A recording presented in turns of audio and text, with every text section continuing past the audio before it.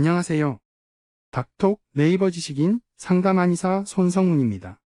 야뇨증이란 충분히 오줌을 가릴 나이인 3, 4세를 지나서도 한 달에 2, 3회 이상 수면 중에 오줌을 싸는 것을 말합니다.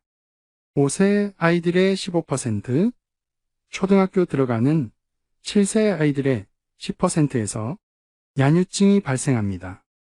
야뇨증은 발생 유형과 증상에 따라 1차성과 2차성, 단일성과 복합성 야뇨증으로 구분합니다.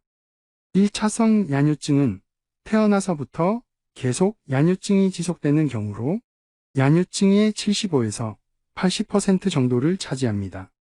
2차성 야뇨증은 적어도 6개월 이상 소변을 가리다가 다시 야뇨증의 경우로 동생의 출생, 유치원 입학, 이사, 친구나 형제들과의 갈등, 부모와의 이별, 부모의 이혼, 학교 문제, 학대, 입원 등으로 인해 발생합니다.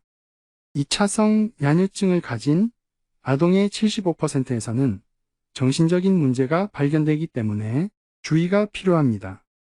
단일성 야뇨증은 밤에서 소변을 가리지 못하는 경우이며 복합성 야뇨증은 주간에도 소변을 가리지 못하는 경우입니다.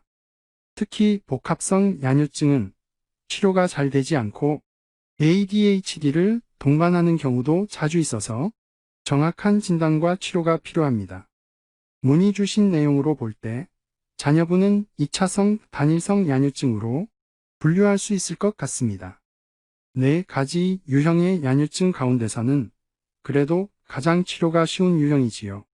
야뇨증의 가장 중요한 원인은 배뇨 반사 조절 기능을 담당하는 뇌 신경계의 미성숙으로 방광이 팽창할 때 갑자기 방광내압이 증가하여 야뇨증이 발생합니다. 또한 심리적 불안, 스트레스는 뇌의 각성을 흐트러뜨리고 뇌간의 배뇨 중추를 자극하여 과민성 방광을 유도합니다. 야뇨증을 보이는 아동은 야뇨증으로 인한 수치심이나 스트레스를 보이며 ADHD, 비행, 불안공포, 우울과 관련된 행동을 더 많이 보입니다. 특히 야뇨증을 보이는 아동의 20에서 40%가 정신적 문제를 보이는데 이는 정상 아동의 2배에서 4배에 해당합니다. 그러므로 건강한 성격 형성과 저하된 자긍심을 회복하기 위해 적극적인 치료가 필요합니다.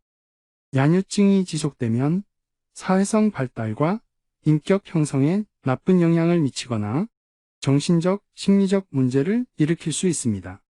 또래들과 함께 캠프에 가지 못한다거나 또는 친구를 방문하여 함께 잠을 자면서 하는 활동에 지장을 받습니다. 또래 아동들이나 부모들로부터 거부를 당하기도 하고 이러한 문제들로 자존심이 떨어지고 2차적인 우울증을 야기하기도 합니다.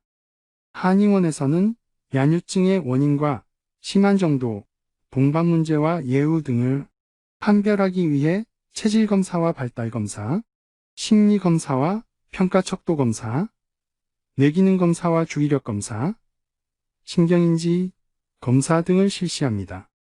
이후 검사 결과에 따라 적합한 치료 방법과 치료기간이 결정됩니다. 치료는 뇌, 신경계를 억제하거나 흥분시키는 약을 쓰는 것이 아니라 뇌가 성장하도록 도와 뇌 스스로 소변의 배설 기능을 조절하도록 합니다. 이러한 치료는 졸리고 살이 찌고 머리가 멍해지는 부작용이 없을 뿐만 아니라 치료를 중단하였을 때 야뇨증이 다시 심해지는 반동현상이 훨씬 적습니다. 가까운 한의원에 가셔서 진료받아 보시길 바랍니다. 좋은 하루 되세요.